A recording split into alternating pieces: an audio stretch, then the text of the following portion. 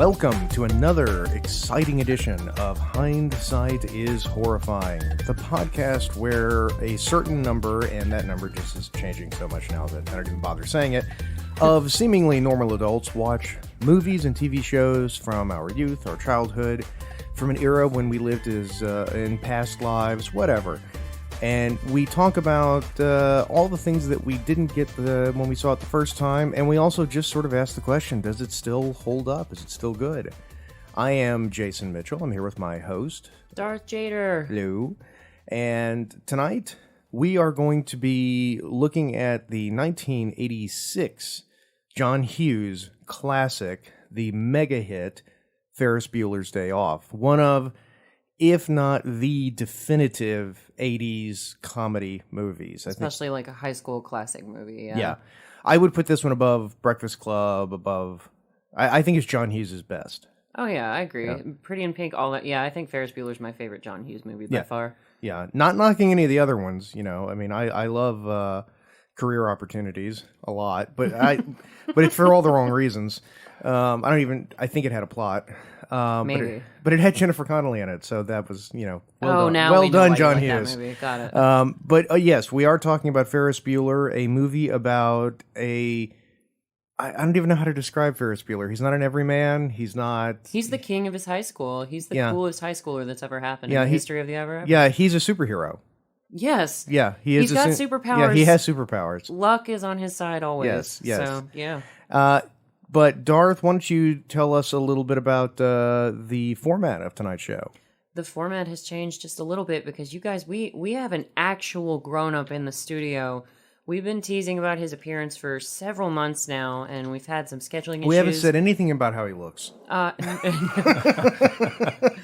We're going to get around to that because they don't know who it is yet. So once they hear this epic guest and who he is, they'll understand the costume. So you guys, we've been teasing about this for months. We have the appearance of the man, the myth, the legend, my dad, Morgan Rodgers. Yay! Welcome.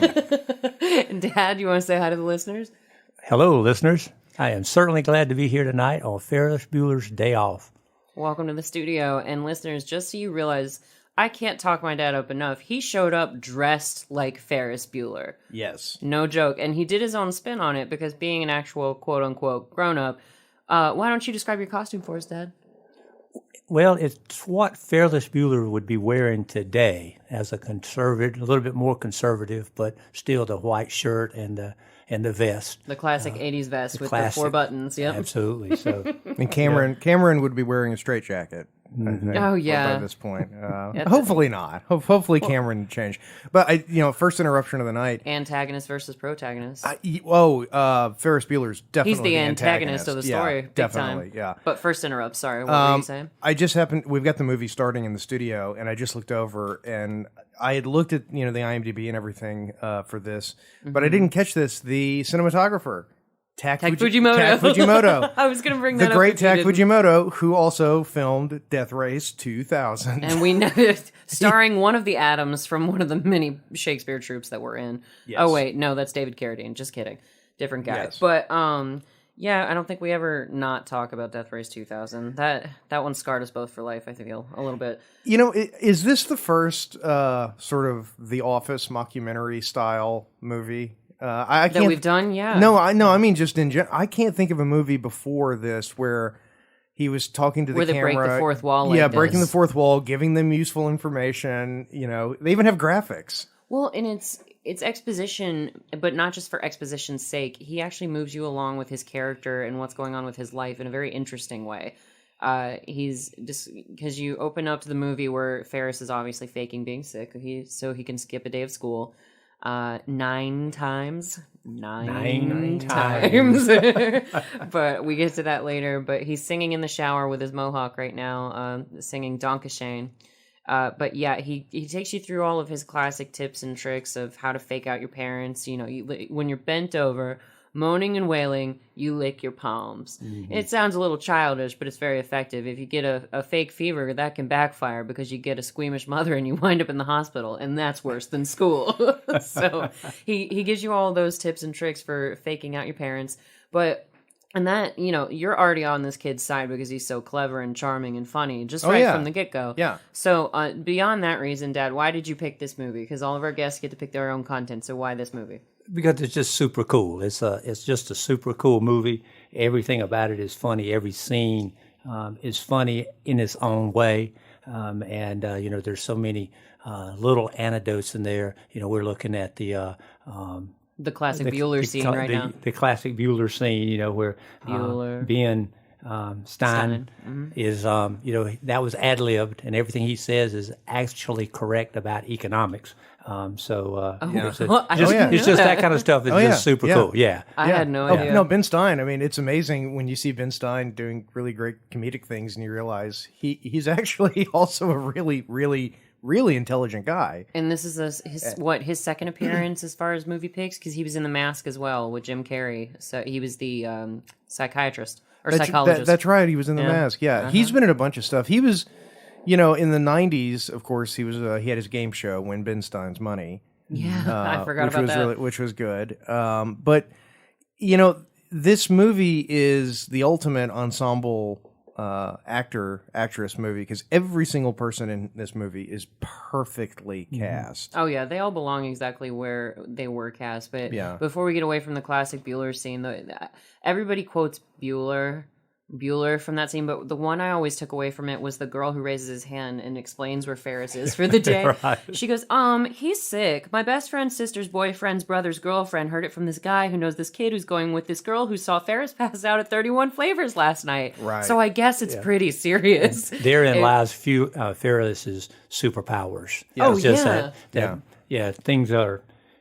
He just keeps talking until he gets what he wants. Yeah.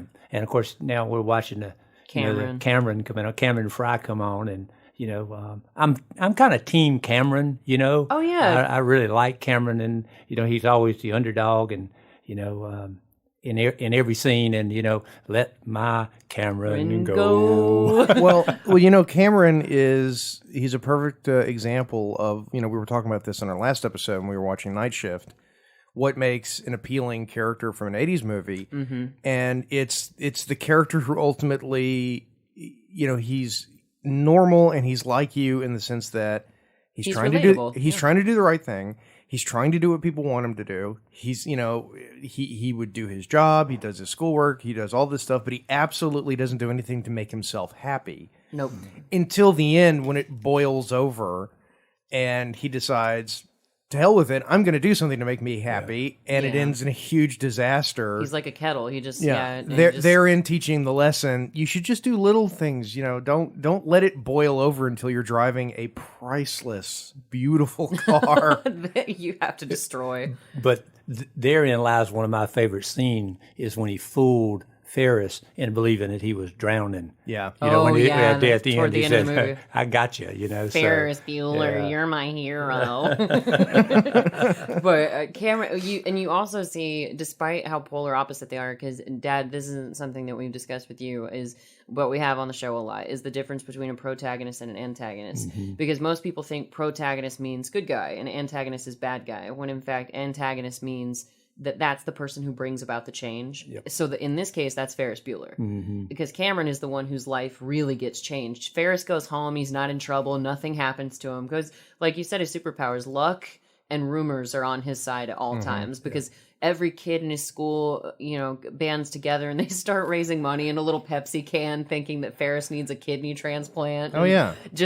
And at some point, and I told my dad this, listeners, when I was growing up, I was like, I'm going to climb up on the town water tower one day and I'm going to write Save Ferris. Just don't tell anybody I did it. Yeah. Well, and it's weird, the whole superpower thing, there is actually some evidence for it because... Oh no, not another conspiracy theory.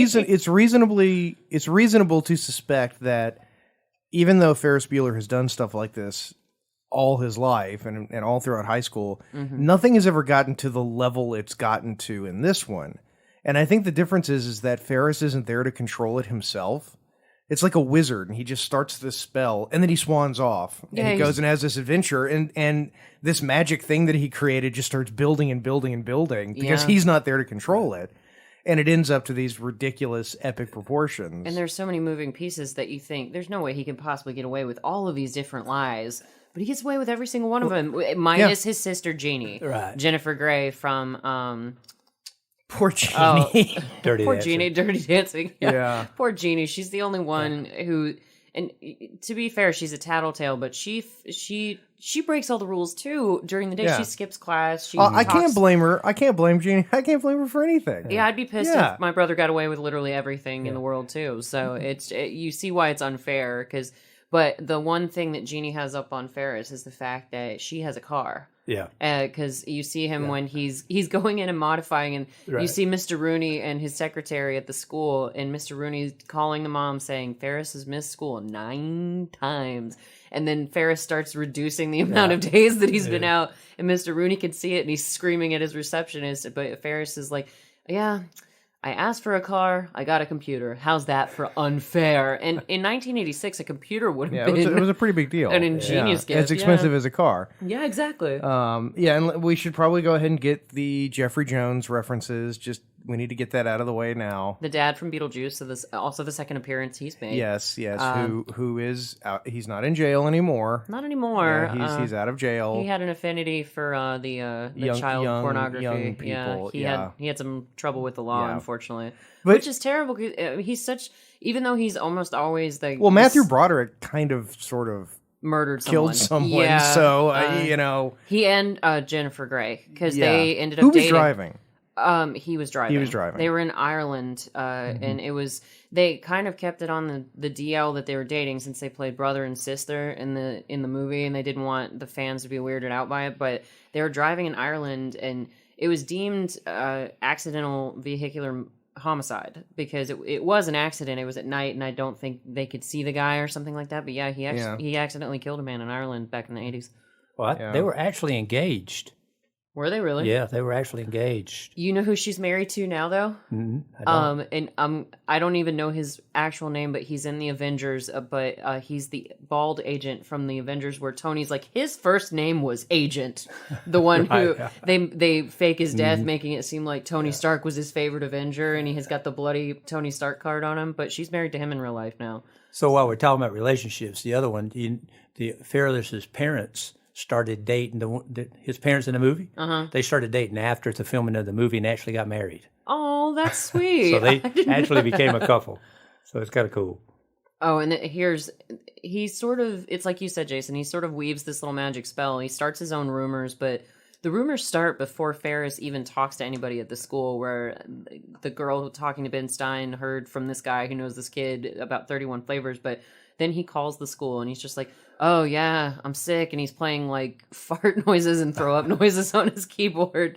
He's like, I think I might need a kidney transplant. Yeah, to be fair, everyone in the school, other than the 2 people he hangs out with, appear to be complete morons.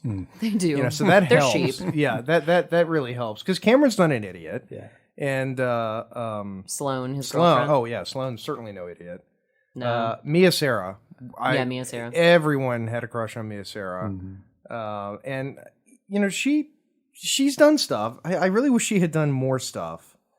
She was in Time Cop. I was about to say, I couldn't have named anything else that she's done besides those.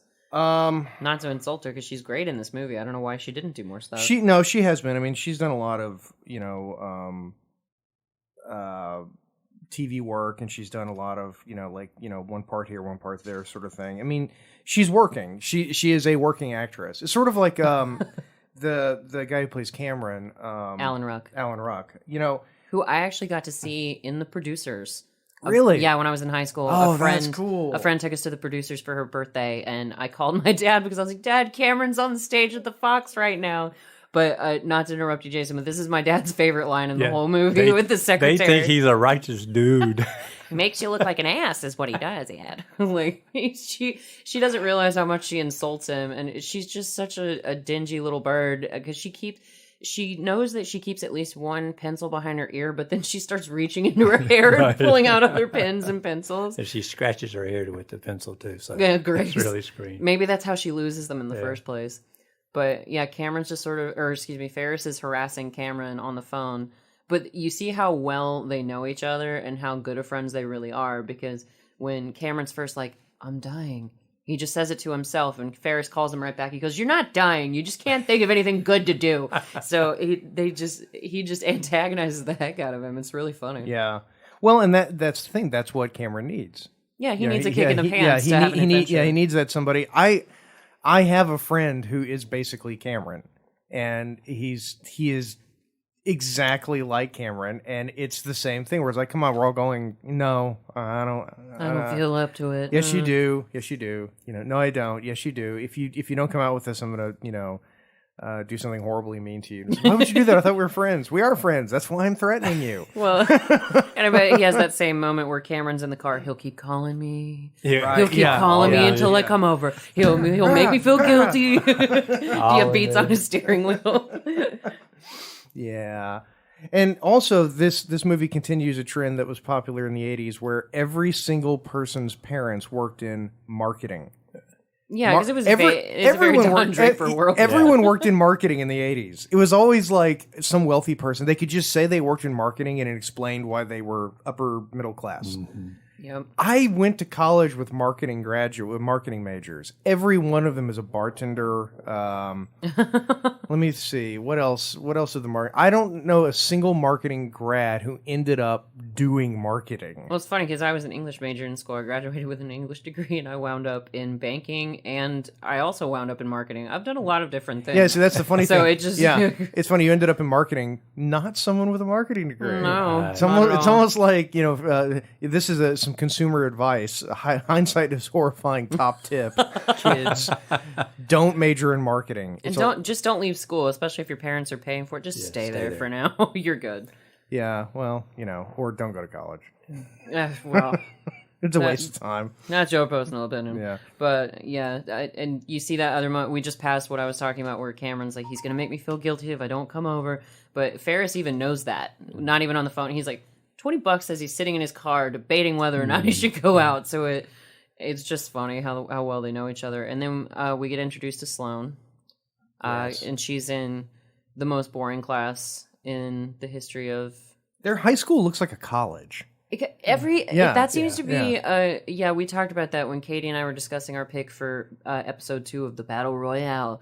The Padua High School looks like a really upscale building that it looks like a really important college. It doesn't look like a high school at all. It's ridiculous. I almost wonder if it was just easier to find places like colleges that would let them film. Probably that because high schools wouldn't let them do it. They have a more rotating schedule than a high school. Yeah. High schools have every room booked almost throughout the day. So. I know when I was in high school, we certainly didn't have any lecture halls like this. No, definitely Ours not. were smaller and crappier. Dead grandmas. Dead grandma excuses are older than grandmas. Oh, but Sloane knows they're all so in on it together because Sloane plays her part perfectly. Yeah. And you have to wonder, Ferris didn't seem to really plan this day out at all. He does everything by the seat of his pants. But Sloane, even when she's told by an adult, the school nurse, "Oh, your grandmother died," and she just starts tearing up and acting like it's all real, and but she knows Ferris is somehow behind it. She knows Ferris. Oh, she yeah. does. Yeah. Well, the thing that I've noticed about Ferris, though, is none of the scenes last very long. He's always, if you're making this stuff up, you don't want to stay in one place too long. So I think that's why you like jump jazz. around so that you don't get caught in your own... it's like when you do special effects in a movie. You don't let them look at it too long or they'll realize it's fake. Yeah. And this is one of my favorite things because Mr. Rooney is like, "Oh, dead grandmothers, come on, that can't be true." And so he thinks he's calling Sloane's dad, and it's really Cameron on the other end of the line. Yeah. And and to be fair, Mr. Rooney's kind of the protagonist as well. His life gets uprooted a little bit, not as much as Cameron's, but he's just a high school principal doing his job. He knows this kid is doing all these bad things and skipping school, and he's just trying to make sure that he follows the rules. But nope, Ferris is too slippery for him. But he got so focused on Ferris, he didn't realize that Cameron and Sloane were working with him, because this scene doesn't work in his head if he knew Cameron and Ferris were up to it, because when he hangs up and Well, Cameron's playing his dad on the other line. which he thinks is Ferris. So Right. you're right. He is super focused on Ferris because he's like, oh yeah, this is obviously Ferris impersonating Sloane's dad. So then Ferris, knowing Mr. Rooney's, he's like a chess player. He's 3 steps ahead of him all the time. He calls Mr. Rooney himself and doesn't even put on a sick voice. He's like, hey, Mr. Rooney, it's Ferris Bueller. Could my sister bring home my assignments, please? That'd be great. And Mr. Rooney's already gravely insulted who he thinks is Sloane's dad now. And so Cameron's got to act up like he's insulted. Yeah. What is it? A family member dies, and then you insult me. What the hell is the matter with you anyway? That's what about it. My favorite moment in this scene, though, is when they show the light blinking and you hear the bell ringing with each flash. Oh yeah. I mean, it's great because they don't really make movies anymore. The good hijinks / heist movie / where it's a bunch of lovable misfits who aren't doing something right. They're doing something that they shouldn't ought to be doing. We all admit they shouldn't ought to be doing it, but we don't care. Yeah, you're on their side anyway. Yeah, because they're lovable misfits. Exactly. You know? Well, kind of like the study group from Community. I'm going to smack you in the face. I did make a deal to watch that show, though, so it's going to happen. Yeah. If you'll watch Game of Thrones, I'll watch Community, and Adam will watch Rick and Morty. Oh, but this is great. In that moment of dread where Grace is like, Mr. Rooney is online too. And he's like, oh God, it wasn't Ferris Bueller. Or no, Ferris Bueller's online too. And he's like, oh God, I've just insulted this guy. You should be sorry for Christ's sake. There it is. And then you insult me. What the hell is the matter with you anyway? But the thing is, none of them... The one thing that makes this is sort of a plot hole in the scene is that they don't realize that Cameron's not at school. Right. You know. Well, even if they did, though, would they really be upset about it? Because I bet Cameron hasn't racked up as many days off as Ferris has. And like you said, Cameron checks all of his boxes. He does his homework. He's responsible. He's probably a teacher's pet. So if he's out, they're probably like, oh, I bet Cameron's sick today. They don't think there's anything nefarious behind Cameron being out, where they just assume it is with Ferris. But call me sir. It's just, and I love that they're freaking out so hard in the office. Mind your P's and Q's, Buster, and remember who you're dealing with. And apparently that voice that he put on to be Mr. Rooney, or to be Sloane's dad, was meant to make Matthew Broderick mess up and laugh.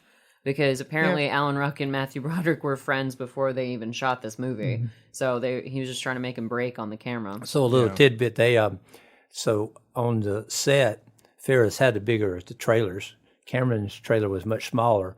So he left his trailer and spent the whole time in Ferris's trailer. So they were really good friends. Yeah, yeah, apparently so. But I don't know that I ever noticed this when I was a kid. But when you see Ferris in the beginning of the movie, he has like 9 costume changes. Oh yeah, where he's in the pinstripe shirt, and then he's in the bowling shirt, and then he's in the tiki shirt when he's out on the lawn tanning in his chucks, and then he's in a James Bond 3-piece suit when he's getting Cameron to prank call the school. Yeah.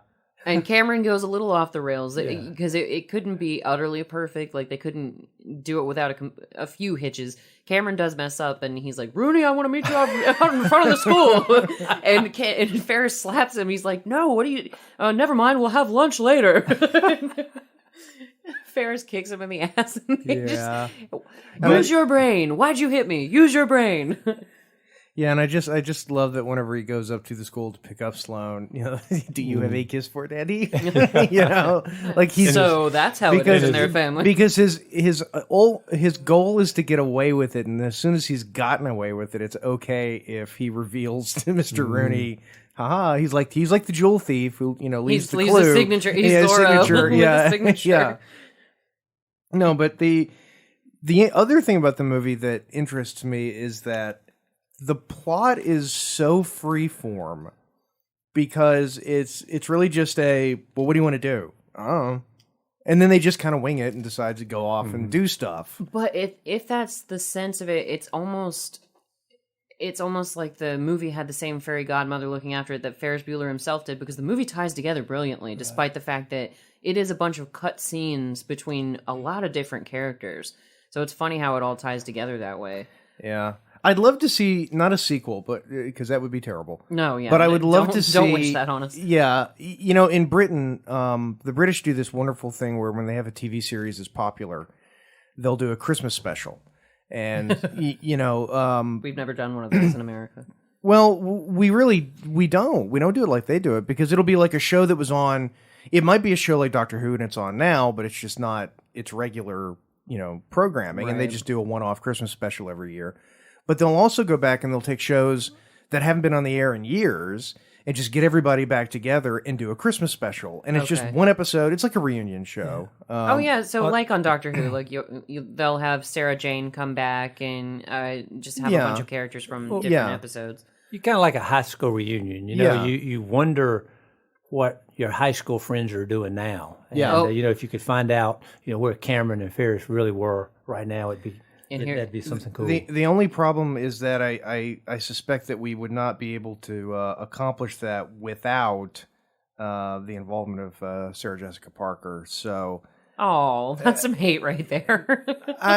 she has no part in this. So she doesn't. No. She was not, but she was such an iconic '80s person too. Like she was a big deal in the '80s, and she had her resurgence with Sex and the City many moons later. And now the true star of the movie, the Ferrari 1961 250 GT California. Yes. Yeah, which you can pick one of those up nowadays for I think it was $1.5 million. I think that's a pretty penny. It says, and I wonder, like, do we know the backstory with this car? Because I know in Lethal Weapon, you said that they took a $10,000 gun and ruined it. Yeah, they did. What about this car? Like, did the person who loaned it to them, or did they know they were going to wreck it? I don't know because I actually wonder that watching the movie. It really wasn't a Ferrari. They made 3 out of kits. Oh, they were kit cars. They're all kit cars. I didn't know that. They made them for about $25,000 a piece because back then that car would have sold even then like $300,000. Oh, okay. Wow. But one of the kit cars just sold about 2 years ago at an auction for $240,000. So that's crazy. So it was made to look like a Ferrari, but wasn't an actual. It was a Modena Spider. Oh, okay. Yeah, what they actually were, a replica of the 1961 Ferrari 250 GT California. Which, I mean, it's still one of the most beautiful cars I've ever seen, whether it's a kit car or not. It is, and probably a surprisingly slow car. But let's just hope whoever bought the kit car did not coat it in velvet later, like our neighbor with the velvet Maserati. If they drive around Avalon, apparently that's the thing. You have to coat your car in velvet. In black velvet, yeah. Well, I think it is a slow car because if you remember the scene where the 2 attendants took it for a ride, if you notice when they go airborne, the sky, one shot when they went airborne, if you look in the sky in the back, it's all blue. Yeah. And the time they hit the ground, there's clouds everywhere. Yeah. So it was in the air. It was a very slow car. So it has to be a slow car. Well, then that is very Death Race 2000. You said all the star cars in that movie were the same. They were all ridiculously slow, right? Half they had to push work. them downhill. Yeah, that's why there's so many shots of the cars going downhill in that movie. Oh, that makes sense. Because it was the only way they could get some of them to do anything was to push them downhill. That's a bummer. They're almost like Flintstones cars that you have to paddle with your feet. Yeah. Like, it's just. I like that Sloane's hair is very not 80s. She has a very she's not got straight brown hair. It's a very not the big hair. Yeah. She doesn't look, like Jennifer Grey, bless her. She's got the body 80s. wave She's got on, the 80s thing going on. Well, I mean, to be fair though, Sloane is dressed very 80s. She's got the tasseled leather boots and the shoulder pad jacket, the white leather jacket. Sloane hits the whole thing though. I mean, she's got the hair, the clothes. She thinks Charlie Sheen's attractive. That was an 80s. Those are 80s qualities. No. Jennifer Grey. Sorry, she's the one who makes out with Charlie Sheen. Yeah. And that's one of the first times a lot of us saw Charlie Sheen ever. Because Amelia was already a big deal because the Breakfast Club which one came first? Breakfast Club, right? I think so. So yeah, Amelia was already a pretty big deal, but I don't think anybody knew who Charlie was yet. Yeah, it came first because it actually one of the license plates makes reference to that movie we just talked about. To the Breakfast Club. To the Breakfast Club. The Breakfast Club was before this one. And that would make sense because apparently Molly Ringwald wanted to be Sloane, Ferris's girlfriend, but Hughes allegedly told Molly Ringwald that the part wasn't big enough for her, so it just didn't happen. Just so y'all know, I thought about getting a trench coat and coming in a trench coat tonight. That was my other option for costume. But I listeners- didn't. I was afraid I'd get arrested. I was about to say that you got to be careful doing that, though. That, plus the fact that Okay, it's- buddy, come on over here. that would Yeah. have been commitment because it is exactly 100 degrees outside right now. So I'm glad you went with the vest. Yeah. That's a much cooler option. And poor Cameron just hiding Hiding in the back of his own dad's car, Yeah. like Ferris is kind of a gentle but loving bully And in Cameron's I just life. love that they're all reasonably smart people who don't understand that you can't roll back an odometer by going in reverse. No, I mean, was that ever a thing? Like no, that was never a never a thing. thing. Okay, because that's a Yeah. that's a plot point in the movie Matilda from the 90s, where Danny DeVito has these cheap used cars that he sells, and he ups the price on them by rolling the odometers back. Yeah. So that to make it look like the cars have less miles on them than they do. So I thought that was a thing at least at some point. Well, and on old cars like that, if they had an odometer, it really wasn't that hard to roll them back. You know, you could just get in there and roll them back. It's not like today where it's it's difficult. It's like breaking into Fort Knox. Yeah. Well, that's why if you buy a car over like 25 years old, like on the register, when you go to get it registered, they don't even bother asking you for the mileage. Yeah, for the mileage. Huh. And here we have Chicago. Now, it's so fascinating to me that in the 80s, when you showed New York, inevitably New York was a dump.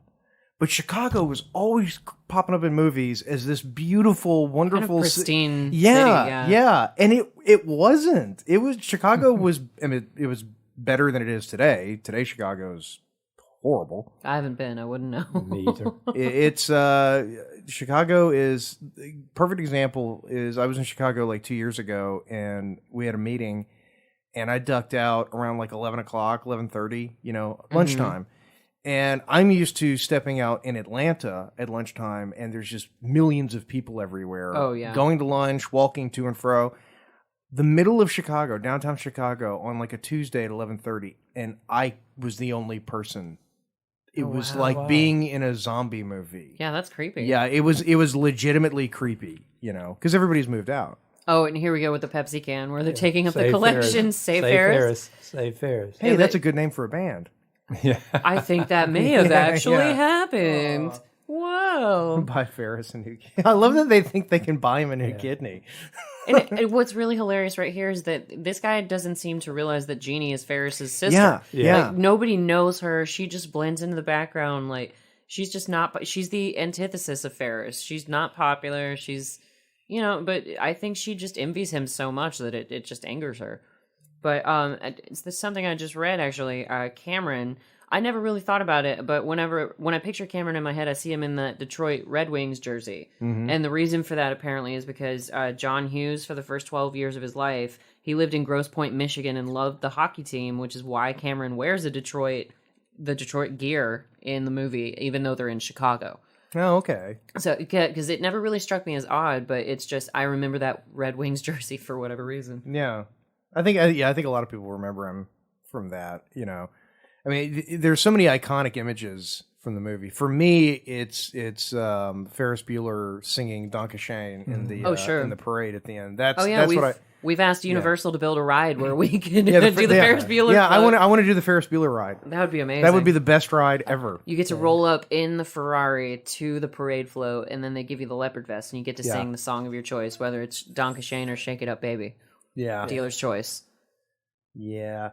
But, watching this movie, it's the last time I saw this before we were, we decided we were going to do it for the show. I watched it with my kid. Mm-hmm. And I always love watching movies that I grew up with him because I like to see what lands and what doesn't land. And this whole movie landed.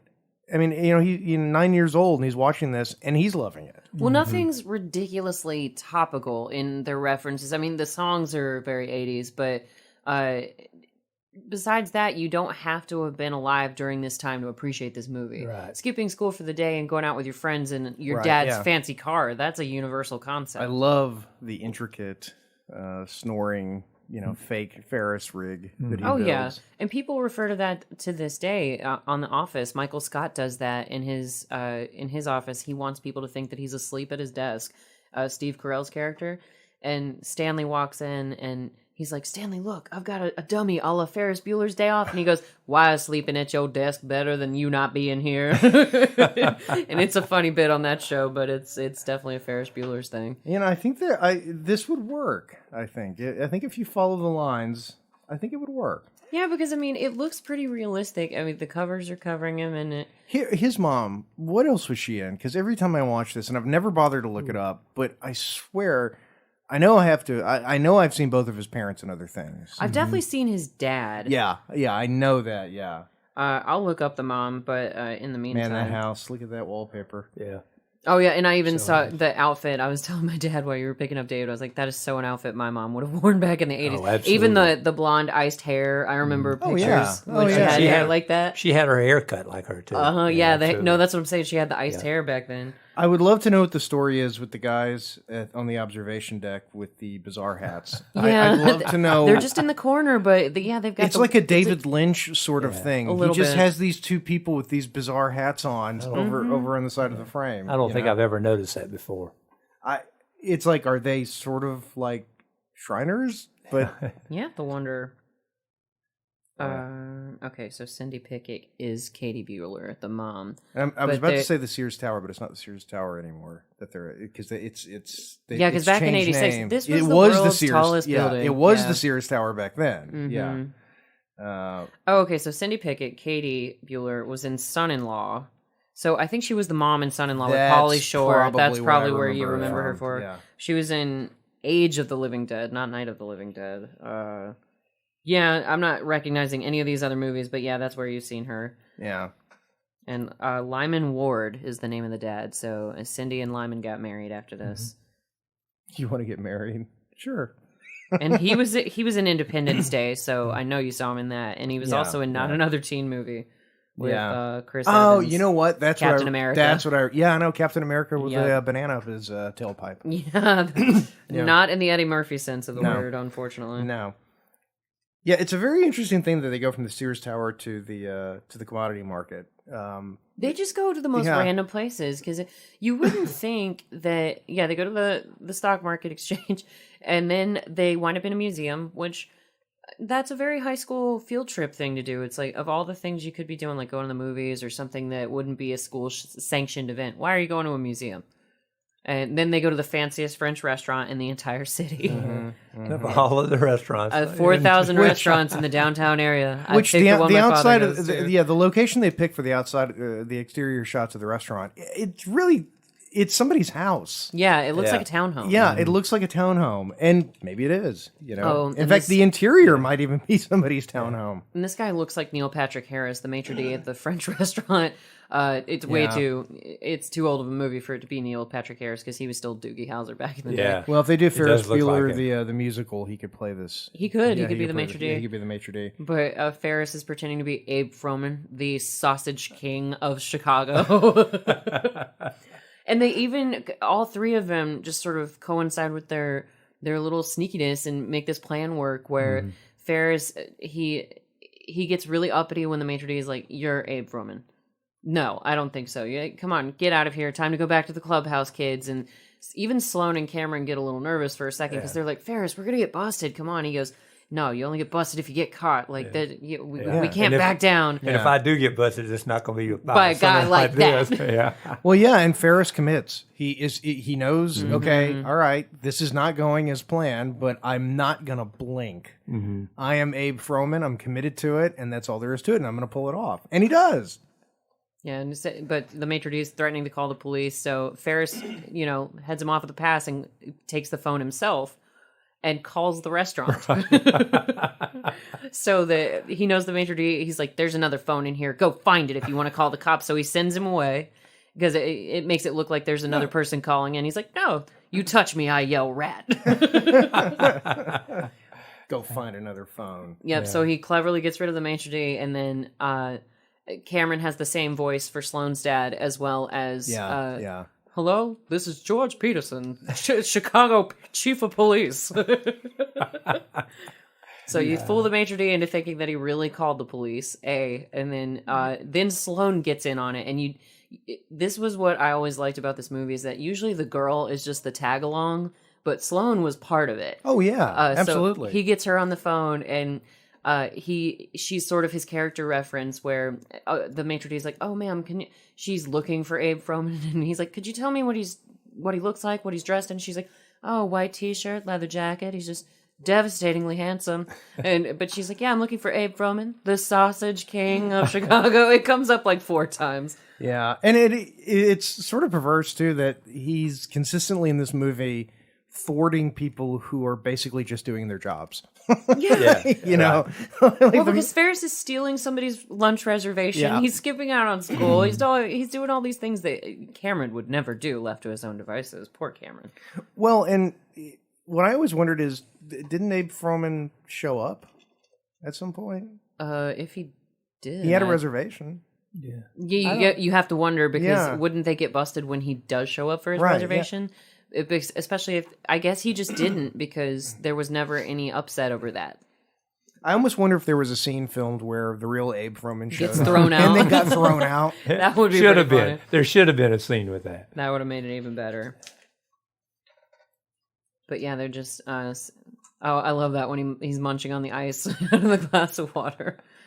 But yeah, they're just sitting. They clearly don't belong there. They're a bunch of high school kids, and Cameron's in a Gordie Howe shirt. It's so obvious that they're high school kids. But Cameron's like, oh. Or no, Ferris looks at Cameron and he goes, and you thought we wouldn't have any fun. Just everything about him is just a smooth operator. He's good at what he does. And here we go. His sister, trying to rationalize. Everybody else loves him, shouldn't I? Yeah. Yeah, for a second she's like, maybe Ferris isn't such a bad guy, and then she's like, nah, screw him. She and Mr. Rooney are so singularly fixated on Ferris. There's even a point where Mr. Rooney is saying, Grace, nah, when Ferris is 15 years from now, when he's looking back on his life, he's going to see the ruin his life has become, and he'll remember George Rooney. Edward Rooney, sorry, George Peterson and Edward Rooney. So I mixed up their names. Yeah, you do feel bad for Cameron because his whole world it's not fun. It's not pleasant. And it's such a good feeling whenever Cameron at the end basically decides, well, that's it.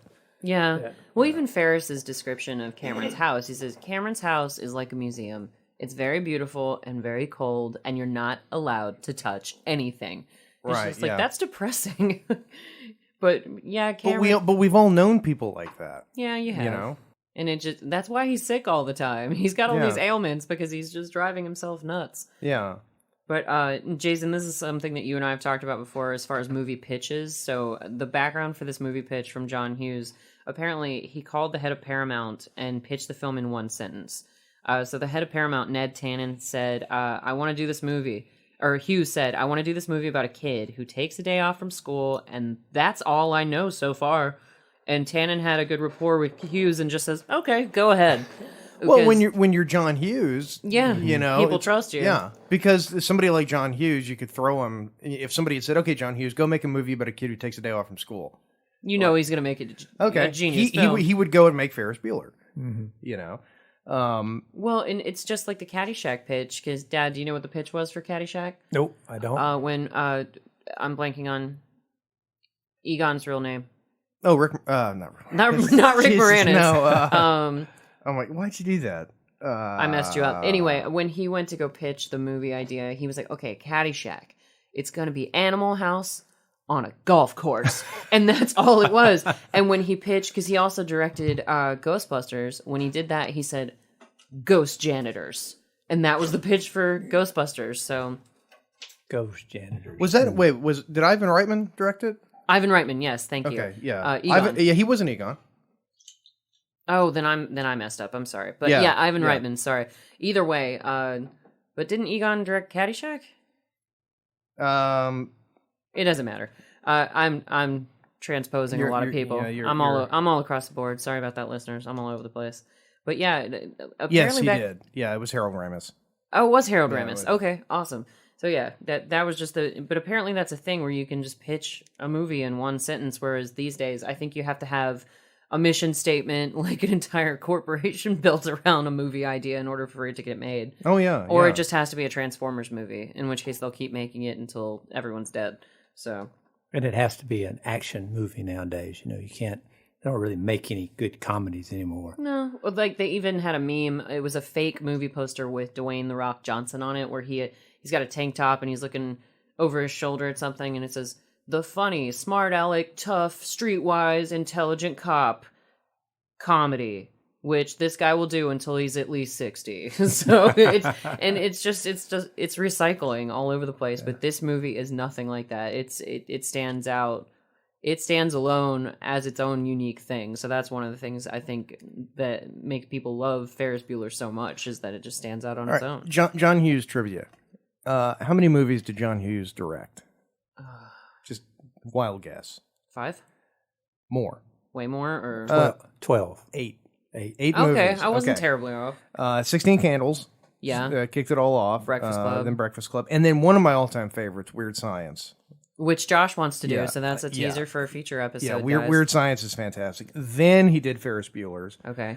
Then Planes, Trains, and Automobiles, which is a very funny movie and also one of the saddest movies. It's so sad. Yeah. And then She's Having a Baby, which...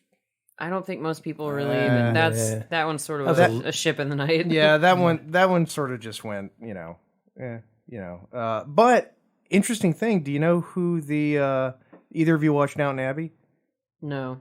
Okay, No. well, We're aware of Downton Abbey. okay, but well, I don't. for I the don't millions of people who watch Downton Abbey, is this the new Community? I don't want to hear about this. no, the lead in She's Having a Baby was Elizabeth McGovern, who is the Which means absolutely nothing to me. well, if you watch Downton Abbey, you would. Okay, but anyway, then after that, he did Uncle Buck, and the last movie, Uncle Buck, that's classic. the last movie that he directed, and I didn't realize this was the last movie he directed, was Curly Sue.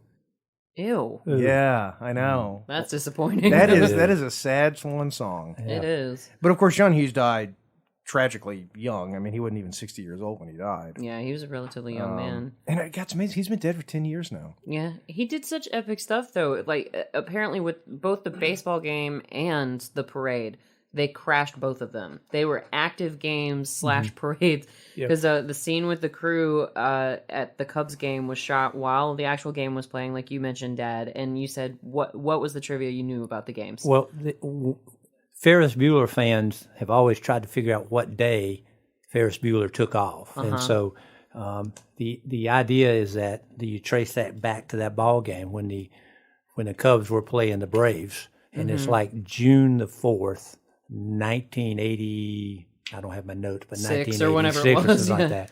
So, but the game that the first reference to the game is actually on the TV. When Mr. Rooney tracks him to the pizza parlor. Yep. And the game that's on the TV that shows Ferris catching the ball and then they cut to that game is a different team's playing than the one that's actually on the field. So that throws when off they're their watching whole, it. So yeah, their whole theory. But the Braves were playing. The Braves were the team playing the Cubs that day. So yeah, but that brings it a little home. But when they actually showed up and they're in the stands yelling, "Hey, bada bada bada bada, swing bada, Kennedy, swing bada."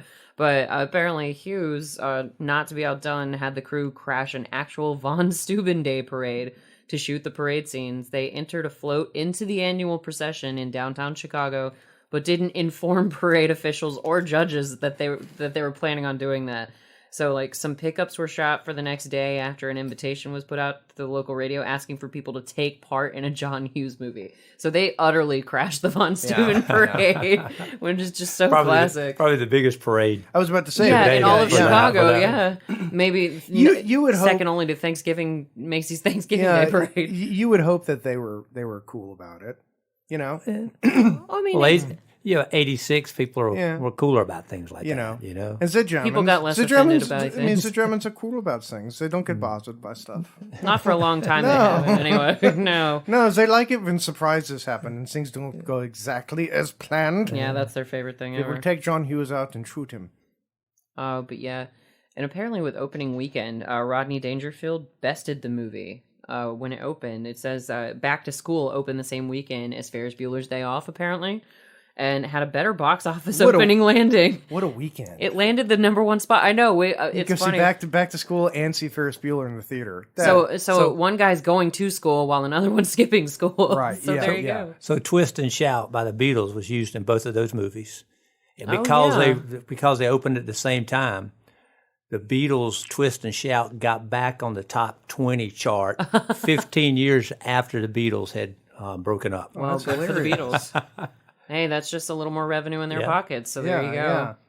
And, Which God knows they need. Yeah, They poor need- Paul they- McCartney. They really do need I it. think the kids are actually collecting change for him in a Pepsi cup now because he's just so bad off. But and this is where things really go off the rails with Mr. Rooney because he stalks Ferris to his home, which in all of my years in school, no matter, I didn't get into this kind of trouble when I was in school, but I can't see a high school principal actually coming to your house. The parents are supposed to go to the Yeah. school. I agree with that. I that's something that is a little strange. Maybe this was Yeah. the allusion to Jeffrey Jones's sickness in real life, or some sort of foreshadowing. Who knows? He's creeping on Maybe, children yeah, during yeah. the day. Maybe. It's not good. Well, I think the scene though, when you go back to the scene where Ferris is in his trench coat, I think that's where Rooney put it all together. I really Oh, think yeah. that was Yeah. a turning point. Yeah, And because then- it's like and then- Jason said. Then he kind of takes a dark turn after that. He gets an Yeah. obsessive Yeah. quality. Well, right it's there. he goes all Captain Ahab. You know. Yeah, Ferris is his Yeah. white whale. Yeah. Yep, for sure. But yeah, and like at every turn, if there's anybody who's more opposite to Ferris Bueller, it's Mr. Rooney because everything that he is Murphy's Law. Everything that will go wrong with him because he steps in the mud. He tears his pants. He's trying to break into the house. He's messing up his suit, and then he gets chased by the dog. His car gets towed. His car gets towed. Well, let's Oh, and here's the. It's almost that Yeah, see- Star Wars see- style shot. No clouds.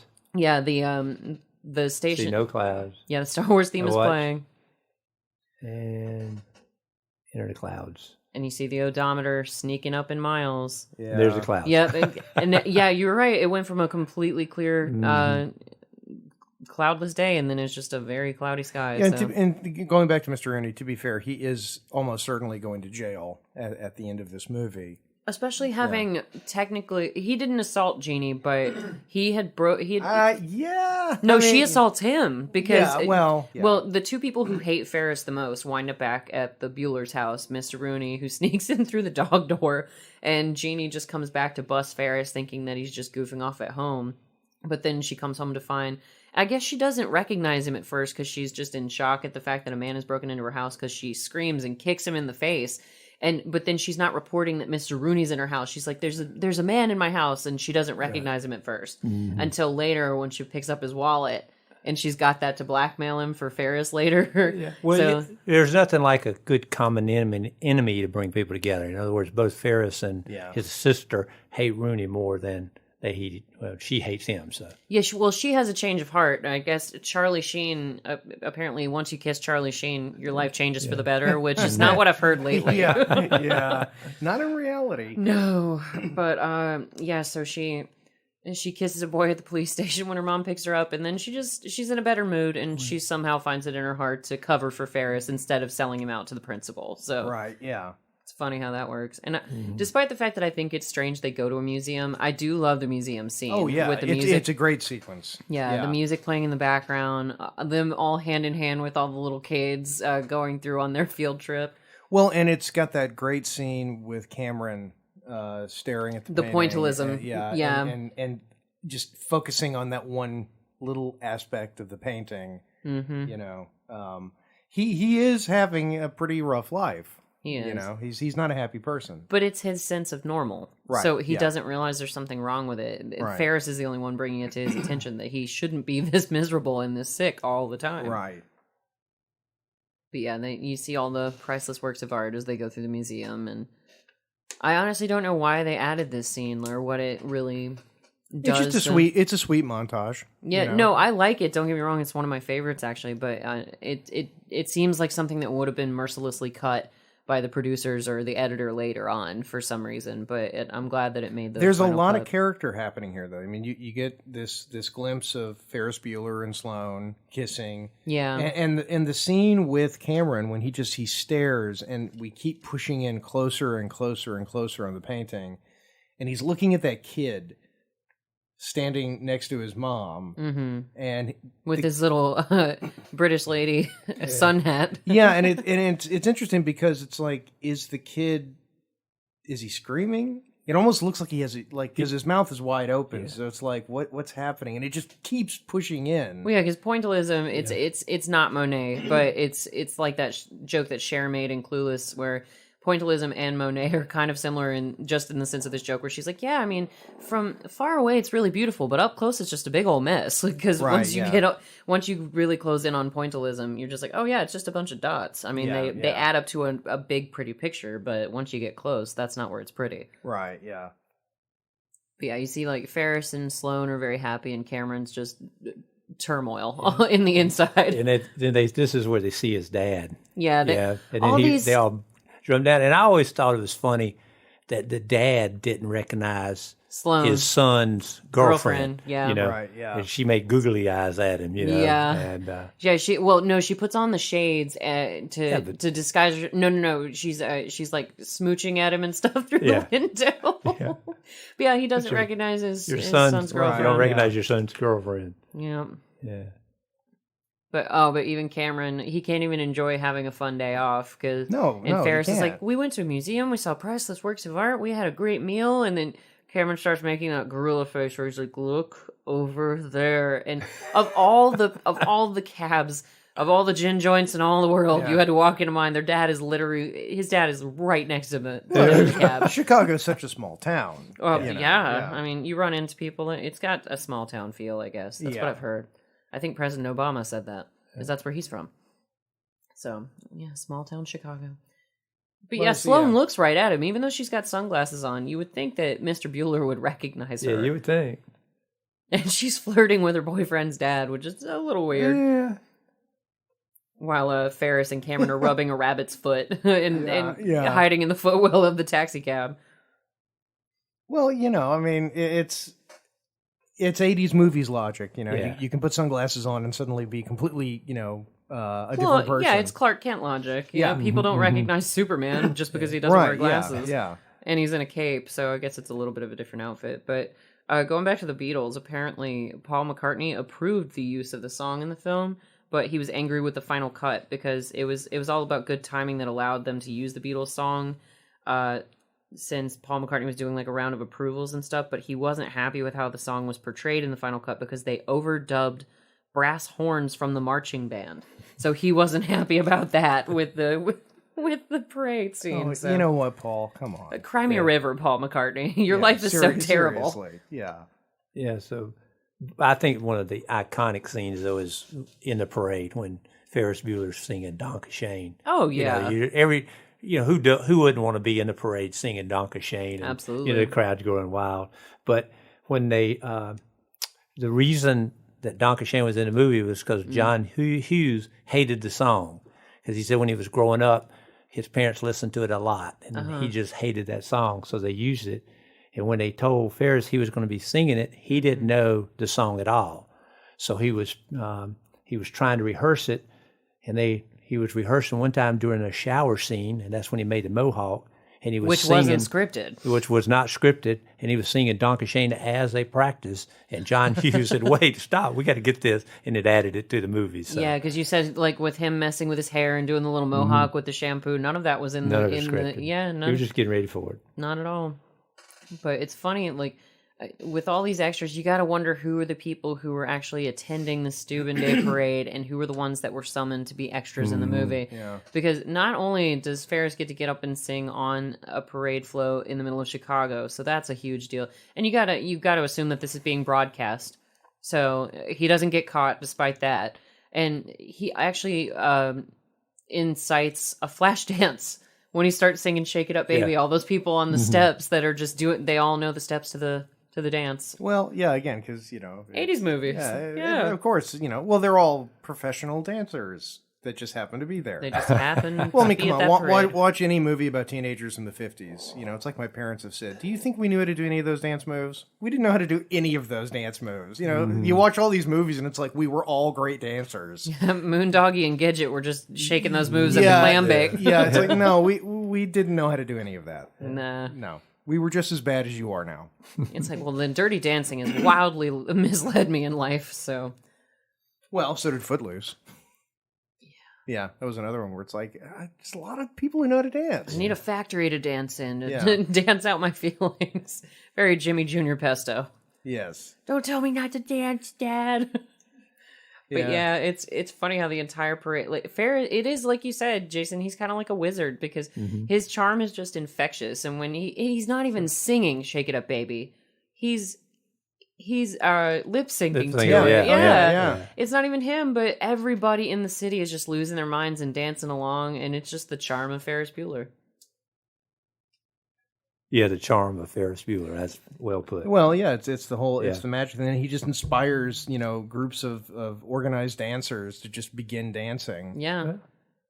It's a wonderful thing. It's just, you go to a movie like this just to enjoy yourself and have fun.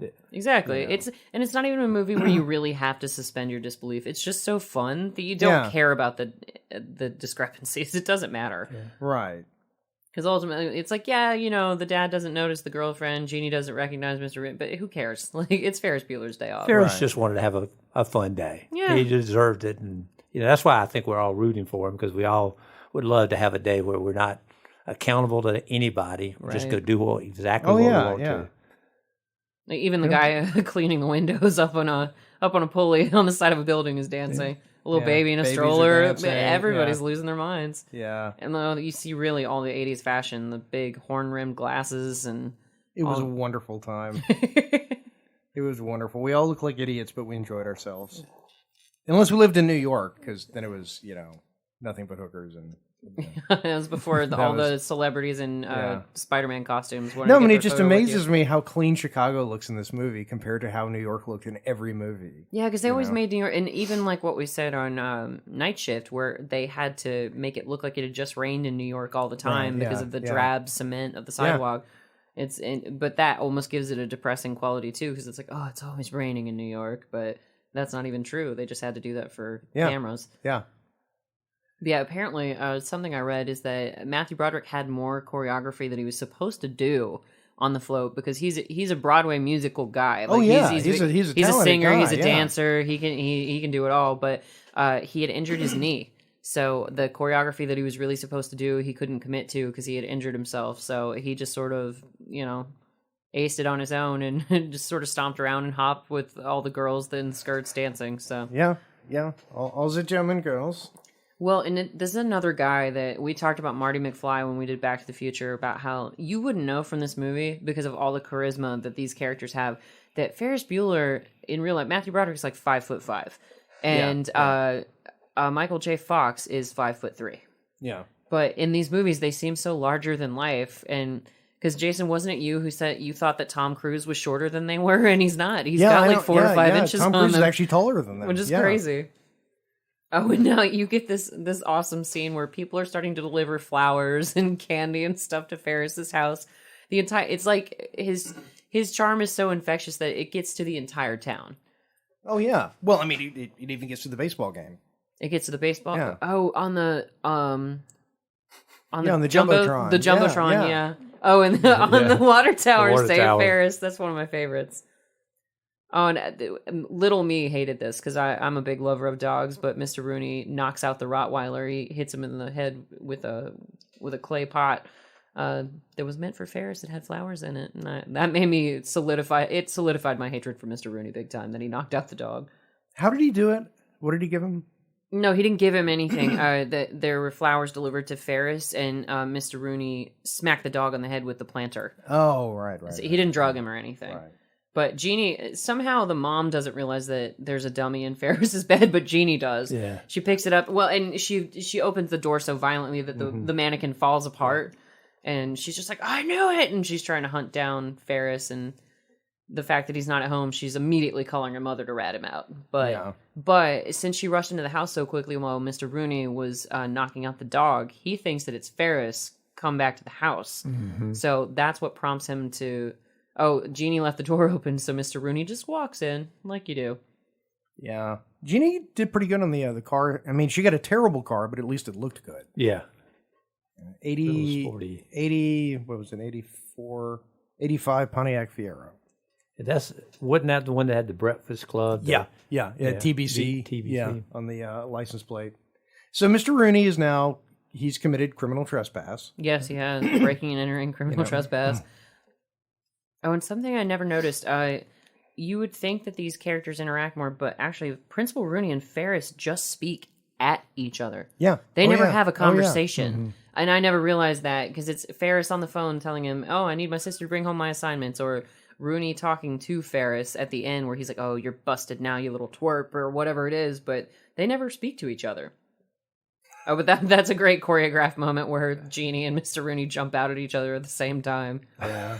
And he gets, that good, triple kick in the face. Yeah, which I heard that Bruce Lee actually came in to do those stunts for Jeannie because she's got a kick on her. Jeez. Well, she had her 80 shoes and leg warmers on too. Her outfit is so 80s. Painfully so. Well, and as the movie goes on, we have reality creeping in, and we're getting to the moments when when they go and they pick up the car, and we know what's happened to the car, so... the audience is aware that the odometer is off the charts now with more miles That's on it. the linchpin that's going to get Cameron in trouble, and it's going to ultimately lead to Cameron's complete breakdown. Yep, that's the one thing they can't disprove, basically. Right, and it's things are going to start going beyond the control of Ferris Bueller. Mm-hmm. At this point, he said earlier, you can't go too far, but he's gone too far, and he's not going to be able to fix this on his own. Nope. They will not be able to fix it at all, really. Right, yeah. Because nobody can fix it. It's just, honestly, it's kind of a rough day for Cameron. He spends the entire day stressed out, and then he takes the heat for something that his friend talked him into doing. Right, Which, I mean, Cameron made the choice to go with him and all that stuff, but it's just like, aw. I love that the police don't believe her when she tells them that there's an intruder in the house. Well, she does go a little off the rails with her description. She's like, I'm very young and very cute, and I don't want to be assaulted, so please send an officer to my house.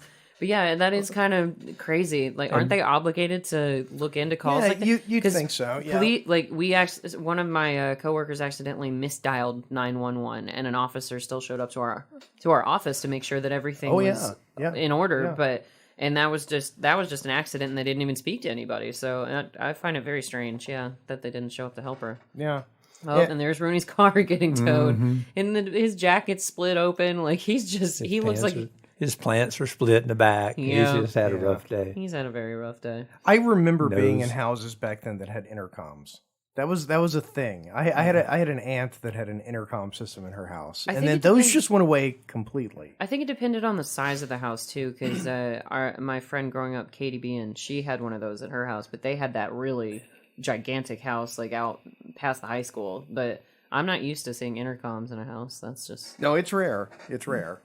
Now we have them because if you have Amazon, Echoes, you've got intercoms because you can just talk between rooms. But that's sort of the modern incarnation of the old 80s household communication system. Well, yeah, this film was made in the 80s, and it's a very 80s film. It's not like they're trying to imitate an 80s film, back in 2000 or maybe the late 90s. It's the genuine article. Everything about this is authentic. This established things that, this and Breakfast Club and 16 Candles. Sure. It established things that laid ground rules for how a particular genre of 80s movie would work. Mm-hmm. And it's... This is the part where Cameron freaks out. Yeah. Because they stop in traffic and they see how many miles that the attendants put on it, and it's got over 3,000 miles on it now, and you hear Cameron scream around the world. Oh no, this is the part where Cameron goes berserk. That's what it is. because he has that big scream, and then he literally goes catatonic for, I guess, a couple of hours. I don't really know. They don't tell you. See, and what's interesting too is given Cameron's parents, Cameron he's freaking out about getting in trouble, and I've always been curious, what was his dad going to do to him? Like, was his dad going to hit him? Was his dad going to, Yeah, because you never so much as see right, his yeah, dad. Yeah, it's all, and there's always been the possibility that Cameron's parents, I'm sure they were, but were they as bad as everybody made them out to be? Because we don't know. Ferris never talks trash about Cameron's parents. He just sort of talks general trash about Cameron's life, about how, like, the house is really cold, like a museum, and Cameron's so stressed out, and Cameron's this, and Cameron... But it's never, oh, yeah, his father's an abusive alcoholic or something crazy like that. You don't... They still paint a really menacing picture of his dad despite that. Yeah. Oh, yeah, yeah. So, I mean, it's not like, is he going to throw Cameron out of the house? Cameron can't go to college. What's going to happen in this scenario? And why was he so upset about additional mileage? They Yeah. already had miles on the car. Yeah, So yeah. they would just have to, in their mind, why wouldn't they just run the car more in reverse if they were going to take the miles off? Yeah. They still had time. No, but it wasn't working, though. They weren't taking Well, the miles off they the didn't car. know that Yeah, but yet. that was their plan. Though. At that point in time, they were still planning. So Got it. Yeah, because the dad... Well, they make a point in the beginning of the movie to say that the dad knows the exact mileage, to imply that he doesn't want any more on it. But, I mean, does it really hurt the car to have maybe, 2,000 more miles on it? Yeah, because it still has less than 5,000 mihad. They did a lot of driving that day. yeah.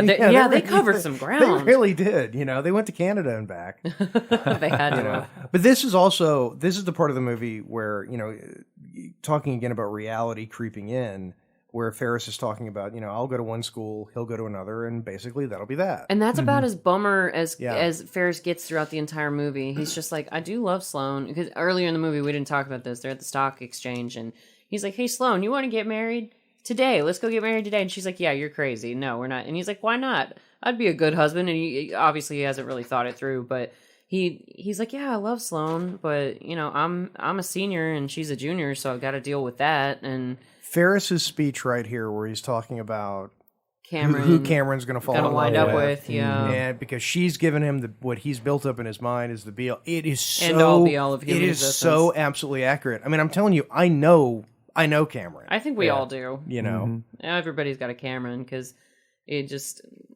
he's the kind of guy that settles for what he thinks he deserves, and when people treat him badly, that's what he thinks he deserves out of life. Yeah, which is really sad. But this is his, big character arc. We're building up to it because he goes into like a comatose state, even though he's awake. And here's your iconic pool scene, Dad, which I don't understand why they did this. So Sloane and Ferris get into a hot tub, and they put Cameron in a chair on the diving board. Yeah. Like, why?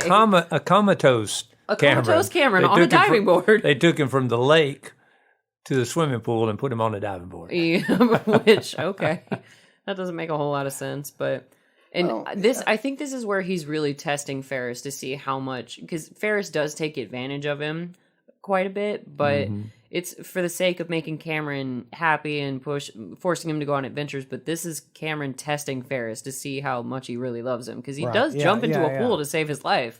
Well, I mean, to be fair, that's not that much of a test. It's not like there's alligators in the pool. Right. No, but if he thinks he's comatose, he's going to drown. So, can't... No, but what I mean is, like, Ferris really isn't risking a whole lot, jumping in to save. Yeah, it's not like an Indiana Jones rescue or anything. Yeah. With snakes all around him. No, it had to be snakes. I think he wanted to see the emotional reaction. Yeah, exactly. That's what I'm saying. He wanted it's to just a see, test of their friendship.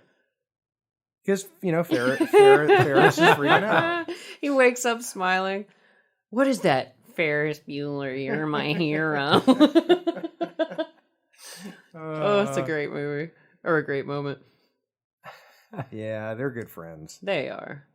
Throws him in the water, and then throws Sloane in the water, and everybody's happy again. Yeah, so, that's what you get mad, just throw everyone in the water. That's how all pool parties Cheetah. should. Yeah, what is it with him in leopard print? His vest is leopard print, his boxers are under There's probably another story there. You gotta wonder.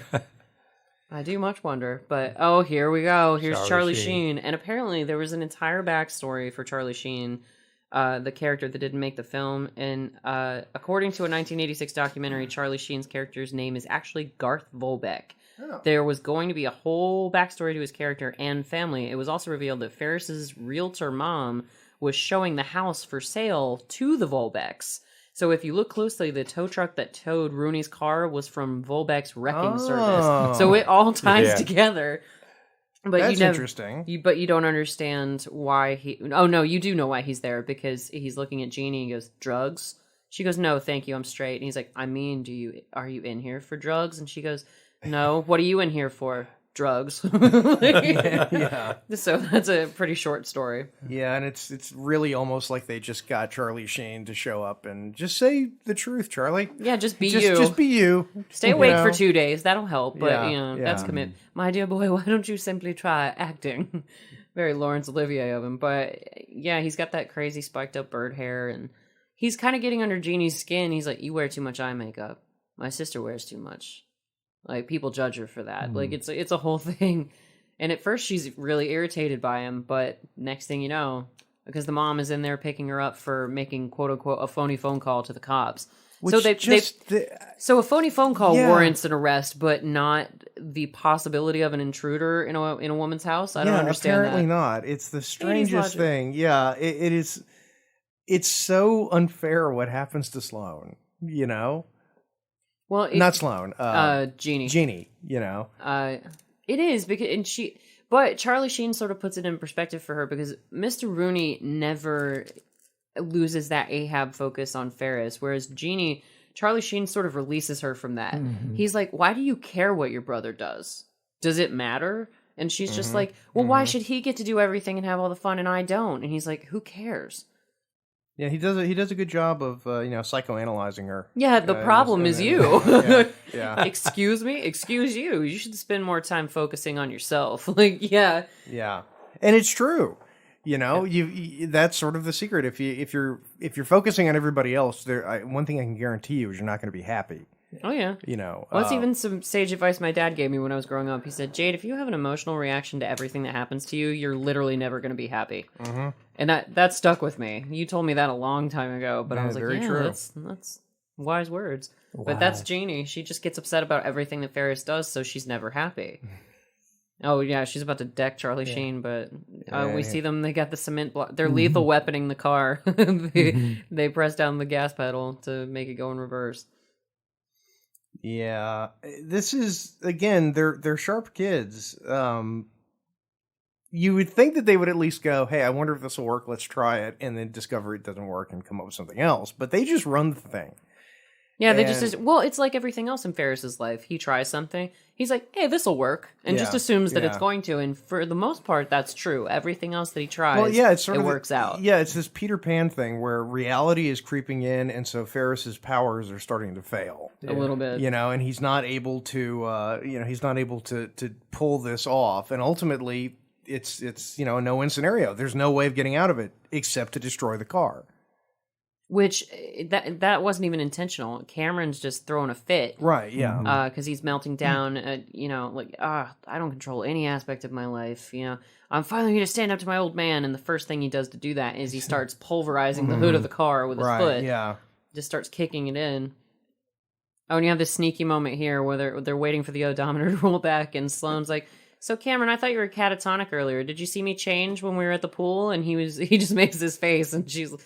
I never understood why Ferris didn't get more upset about that, but because it's over. It's already happened. I guess. It's happened. They're seniors. This is the last year. Yeah, I think doesn't really matter. Yeah, and that's one thing about this movie that's missing, and it makes it a much better movie for it, is that it doesn't have the typical syrupy 90s high school movie bullshit. Yeah, like.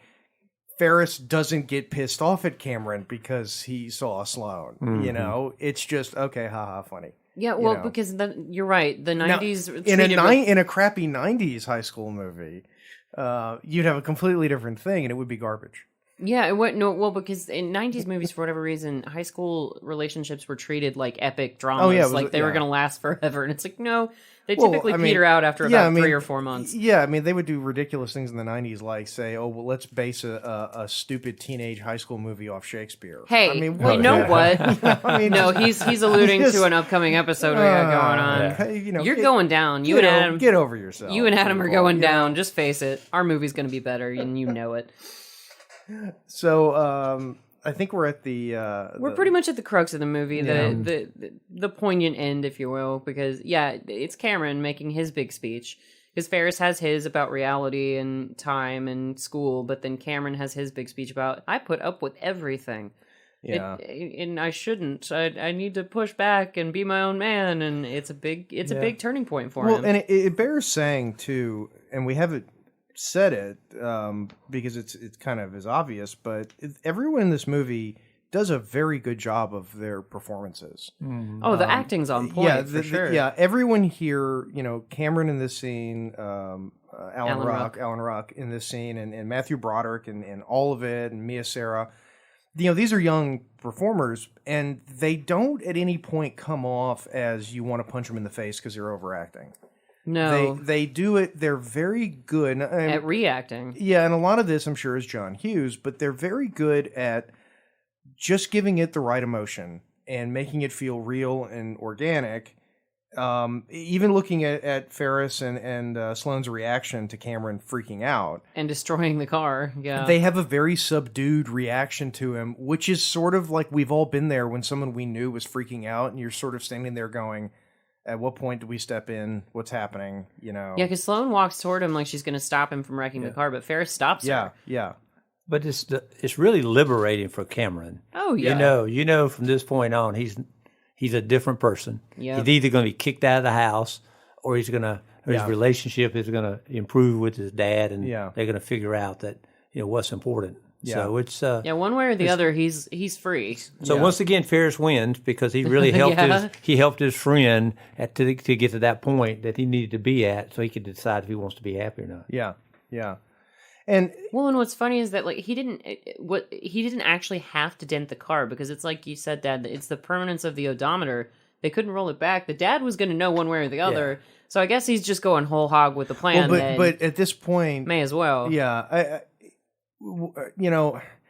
another more modern approach to this that they didn't do, and I think again the movie is better for it, is you don't see the scene between Cameron and his dad. Nope, you don't. It's not there.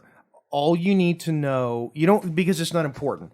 How it actually works out is irrelevant. What's important is knowing that now Cameron made a decision for a change. And the car sort of flying out of the back of the garage is almost like that's okay, now you've made your decision and now you can't go back. Mm-hmm. You're committed to this path, and that's it. Because up until then it could have been fixed, like everything that was wrong with it. I mean, the car now is destroyed. Yeah. And it's it is Ferris Bueller's day off. So, it's not, Cameron's right. not the star of the movie. And so I think it does a really good job with that. But then it gets immediately focused back on Ferris and his run through the neighborhood. Oh, the iconic run scene. That, Oh yeah. With the two the girls in the girls, bikinis, turned sunbathing the wrong way. They're turned away from the sun, bathing. Sunbathing in their backyard, And then, he's in an awful hurry to get home, and he has a girlfriend, but he's got to stop and shake hands with those ladies on his way home. Ferris Bueller, yeah. They did like a shot-for-shot remake of that on Family Guy during the Stewie movie, I think it was, when he was looking for what he thought was his real dad, and it was really just future him. But he's like, "Oh, hi, how you doing, Stewie Griffin?" It was literally shot for shot, the exact Ferris Bueller chase. Yeah, Family Guy. They just do jokes other people did. Wah, wah. Yeah, it's like, wow, that was really funny when John Hughes did it. Back in '86. Yeah. But yeah, so Cameron has now we have dealt with Cameron. Yeah, so Cameron's story is all not tied up yet, but it's for our intents and purposes it is. Yeah. And Sloane, this is something that always stuck out to me. Sloane is the only one who doesn't seem to get the ending that you would expect, because Ferris kisses her out. He drops her off at home and then runs off from her. He's like, all right, I'll call you tomorrow. And she's like, wow, he's going to marry me. And it's like, no, he's not. Come on, Sloane, get it together. That's the... See, I look at it a different way. Oh, yeah? I think they are going to get married because I think Ferris, when you look at how Ferris Bueller looks at Cameron and he says, oh, Cameron's going to fall in love, with the first girl who gives him what he's looking for and she's going to treat him like crap. Uh-huh. I think he's saying that from a place where he knows that that's not how it is with him and Sloane. No, but look at how he talks to other girls. Like, even on the parade float, he's like, bobbing them on the chin and stuff, and he wants to talk to the sunbathing girls. He's married, not buried. Something I just thought of is that, at the first of the movie when Ferris calls Cameron, one of the first things Cameron says is, let my Cameron go. That's exactly what happened to him. The movie lets Cameron go. Yeah. So, I never had thought not thought about about that till right then. So me either. That's pretty cool. Oh, there's Mom. I mean, Ferris's mom. Sorry, that outfit keeps throwing me off. You can tell her I teased her about that. But, and this is hysterical. So, Katie Bueller, the mom, shows up to pick up Jeannie for making the phone call, and the station chief is like, I hope your son's doing better. And she's like, excuse me? Because she clearly hasn't mentioned Ferris to him at all. He's like, just let him know all the guys at the station are pulling for him. So that's Ferris's charm just spreading throughout the town. Like, everyone in the entire city of Chicago is rooting for Ferris Bueller. Mm-hmm. Meanwhile, and you don't see why, like, what changed Jeannie's mind about Charlie Sheen. You just saw her crack her knuckles like she was going to pop him one. And then all of a sudden they're making out in the middle of the station lobby. So... And she becomes this little giddy schoolgirl. Yeah, and they start saying playing the Shauna. She does a good job changing her character. Oh yeah, in 30 seconds. Well, it reminds me of Dirty Dancing because she was kind of bubbly like that and a little bit giddy around like Patrick Swayze. And apparently Patrick Swayze didn't want anything to do with her. He couldn't stand her on Dirty Dancing because she was so young and just kind of bubbly, and I guess he thought she was just kind of stupid and immature, but but that's what this reminds me of, is that giggly little persona that she's got going on now. Yeah, she nails it. She really does. Yeah, she nails it. Even the trip down the stairs where she just she misses the stair and laughs at herself. It's so cute. Yeah. And her mom's yelling at her and she's making a face. And she's still smiling. Yep. Yeah. She knows she's in trouble, but it doesn't matter. Yeah, she doesn't care though, because... And she's singing Donkashane. So, Dad, you pointed this out. That Mr. Rooney sings Donkashane when he's at their door. He's sort of singing it under his breath. Jeannie sings it when she leaves the police station. And Ferris sings it in the shower and at the parade. Yeah. So it gets sang a lot. 4 times. Mm-hmm. I'm watching the parting scene between Ferris and Sloane, Sloane's got a big heart, because she is, she's thinking about Cameron, and she's got Ferris's number, he can't, and this is another reason why I think they end up together. I think I think Ferris, for all of his bullshit and all the stuff that he pulls, Sloane knows. And Sloane knows that she's the one he's coming home to. Yeah, I can see it. And it's sort of like, okay, you can do all this stuff, but just be aware, you're never going to get away with any of this crap with me. Yeah, she sees through him, and I see what you mean about that. Yeah. Because I don't think any other kind of girl, you have to be somewhat mellow to date a guy like Ferris Bueller, because you're never going to be the person in the driver's seat. Ferris is the star of his own life. Mm-hmm. And that's what makes Matthew Broderick kind of a different sort of hero, because usually when a guy is the star of the movie, it's because he's tough, or because he's street smart, or because he's gritty and he's a man's man or whatever. But Ferris is like a charming guy that girls fall for, not because he panders to girls, but because he's so cool just in and of himself that girls just are attracted to that. He's just super charming. That's all it is. Oh, and his sister almost runs him over in the wood paneled station wagon that they got. The woody. Well, it's not, but it's not. Okay. Yeah, it's amazing to me. It's amazing to me that car was made, that it was sold, that people spent money on it. John Mulaney had a joke about that. It wasn't about the station wagon itself, it was about the van, but it had the same wood paneling around it. He goes, back when you wanted your van to have a belt. They had to set up a lot of dolly track to do this whole sequence. Oh, I can only imagine. Because it's like dolly, cut, different scene, dolly, cut, different scene. And what's really funny is that the station wagon and the police car probably ran a lot better than the kit cars that they spent all that money making to look like the Ferrari. Yeah, probably so, yeah. But yeah, Ferris steals either a beer or a soda out of the guy's hand when he's grilling because he's cutting through all the backyards. It's a soda. It was another Pepsi. Oh, Pepsi, it's product placement. Yep. Yeah. I've said it before. It's no Superman being thrown into the Coke truck, but it is some product placement. Yeah, you're right. They're facing the wrong way, getting a suntan. I never noticed that. Yeah, they're tanning the backs of their heads. Like you do. Yeah, They're lightening up the ice highlights in their hair. So many people going to jail. I mean, you've got the police chasing Jeannie, so she's going to get in trouble again. Well, she's going to get a ticket at the very least, but I don't think running from the cops gets you a ticket. I think at this point, at this point, she's evading arrest. yeah. But yeah, so Ferris somehow is still keeping track despite the fact that he's on foot. It's very Lethal Weapon how Mel Gibson caught up with Gary Busey. Even though Gary Busey was he's driving. cut through the neighborhood. Yeah, he's got the back way. He knows the neighborhood. Yeah, he does. I mean, all this lucky stuff that happens. So Ferris's dad gets slowed down.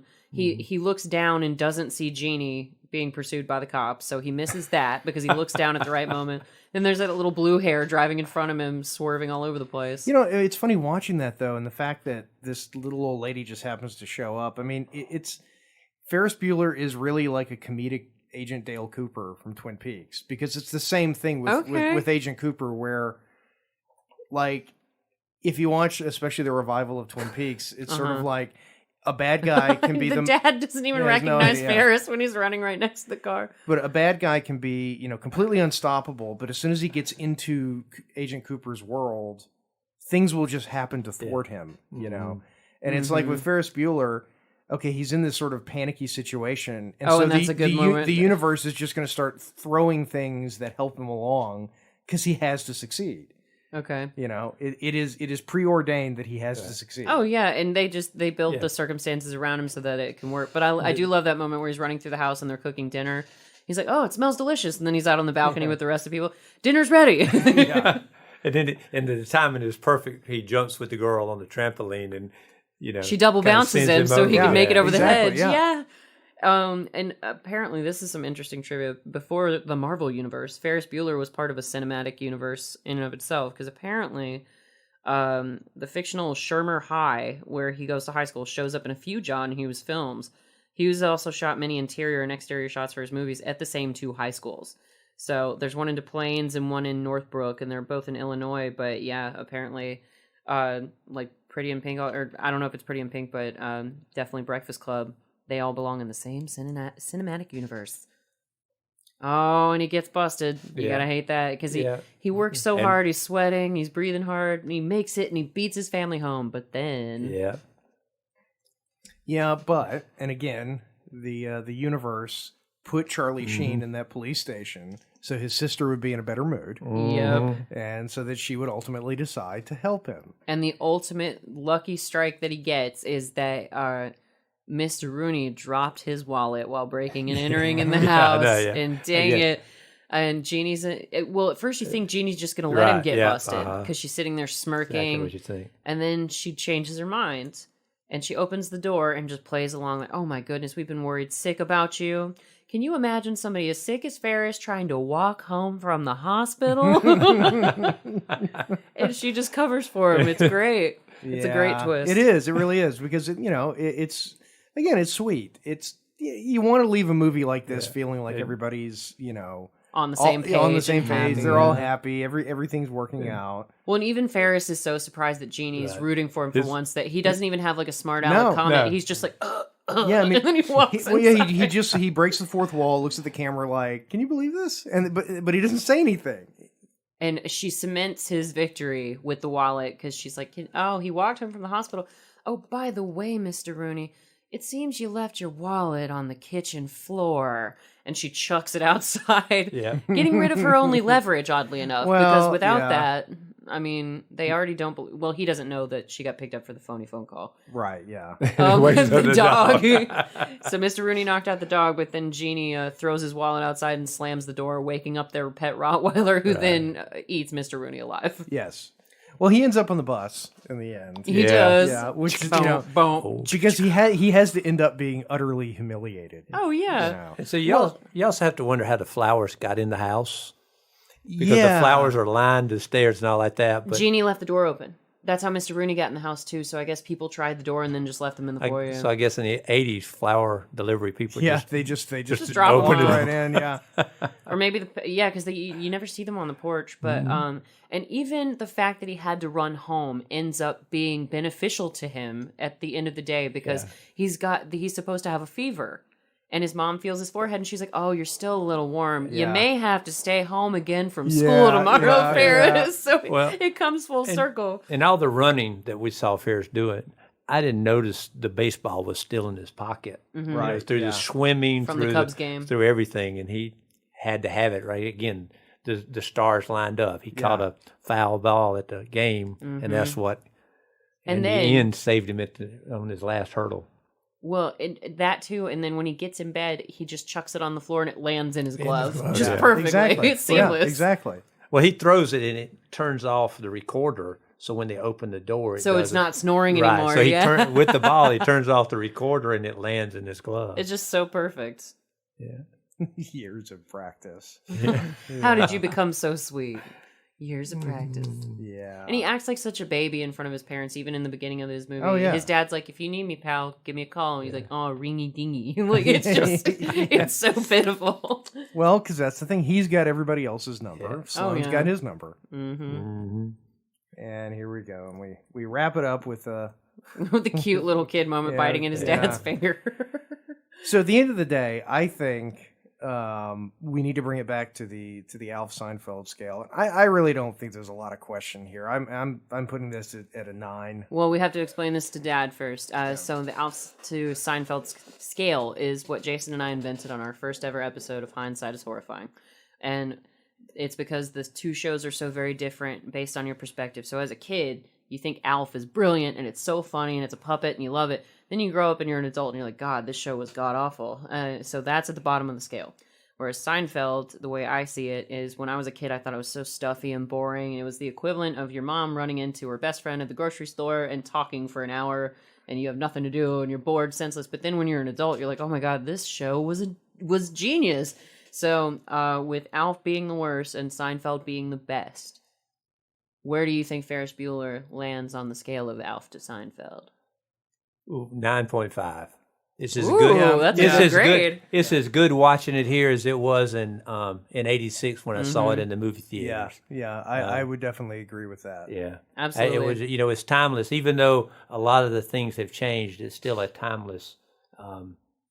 It's just a timeless story. Because at the end, Ferris didn't hurt anybody. He didn't do anything other than skip school. I mean, Yeah, nobody. Yeah. I mean, he didn't go to the restaurant and steal food. No, they went to the restaurant and he stole a reservation. That's he stole a reservation. It wasn't that bad from the Sausage King of Chicago, who apparently was a real person. Yeah, Hot Doug. Yeah, so that's a good Seinfeld reference. You know the reservation. You know how to take a reservation. You just don't know how to keep a reservation. So Kramer. And here we have our villain riding off into the opposite of a sunset. Yeah. Which he's all bloody and tattered. He probably has rabies at this point because he's been tattered up by that dog. And the bus driver thinks that she's being helpful, but she's like, Mr. Rooney, come and get on this bus with all these snot-nosed kids. And he's too tall for the bus. And it's so uncomfortable. Well, in the ultimate ending, before we wrap up, the best part, one of the best parts of the movie, you hear the boom, boom, chicka, chicka. But then you wind up back at Ferris's house. So, Dad, why don't you tell us, because I know that's one of your favorite parts. Oh, yeah. When Ferris comes out after the movie, the first after credits that I know of, somebody comes out and he says, "You still here? Why? It's over. It's over. Go home. Yeah. Go." But yeah, I don't remember anybody doing, because it's like Jason said, he started out the movie breaking the fourth wall really strongly, but then you sort of taper off of that when he's in the middle of all of his adventures with Cameron and Sloane, but then that's the moment where he returns to talking directly to the audience. He might smirk or make a little face at the audience at any given point, but yeah, he's like, why are you still here? The story's over. Get out of here. So that was the ultimate breaking of the fourth wall. But now that we've got them all scaled on Alf to Seinfeld. Well, I think that's about all to say about the movie. It's just as good today as it was when it first came out. Absolutely. Well, I would like to say thanks to our guest for spending your time with us today and watching this great, and for suggesting this movie. Oh yeah. And Darth, you want to bring it home for us? Absolutely. Unfortunately, listeners, this is the only proof that I've been able to provide that my dad does in fact exist. Because I know we've mentioned him on the show before, but he does not play around on social media, so you can't find him on the gram or the Twitter or the countenance novel, none of that. So unfortunately, you can't follow him or like him or anything like that. But it's been really exciting to have you here, Dad. So you want to say goodbye to the listeners? No, I do. I want to say goodbye, but I want to say first, thank y'all for the opportunity to come and watch one of my favorite movies just kind of talk about it like like you're supposed to. When you you have a good movie among friends and you just kind of talk about it. I think it's a great idea, and I appreciate the opportunity and learned a lot about Ferris today. And so I'm gonna wrap it up saying I agree with you that I think Ferris and Sloane get married, because as I was watching, it said she didn't say she was going to marry. He's going to marry me. He's going to marry me. Right. Yeah. So I really think I'd like to think that they end up together. Cool. Well, once again, we've had a blast. So thanks for being in the studio today. We'd love to have you back soon. Was this your first ever podcast? First ever podcast. Woo! That's our second guest who's never been on a podcast before, as far as I know. But that's exciting. So thanks again for coming in. And as always, listeners, not that you pay any attention to our social media whatsoever in Australia, where we have all those listeners, but you can find us on Facebook. You can find us on Twitter at Hindsight Horror. You can find us on the Gram, the only popular social media as far as Katie and Jason are aware. But we are Hindsight is Horrifying on Instagram. We don't really do email anymore. So if you want to do suggestions, go to our Facebook page. You can call us. There's a number on there that you can actually dial. In Australia, we want to hear from you. If you want to be a guest star, please call that number and we will let you dial in. We will do it at your convenience. So, guys, it's been an absolute blast today. Thank you for joining us for your listening time of any sort, whether that be drive time, office time, time you're not supposed to spend with us. We don't care. We're just happy you're here. You guys have an excellent night. This has been Darth Jader with Jason and Morgan. Chicken up.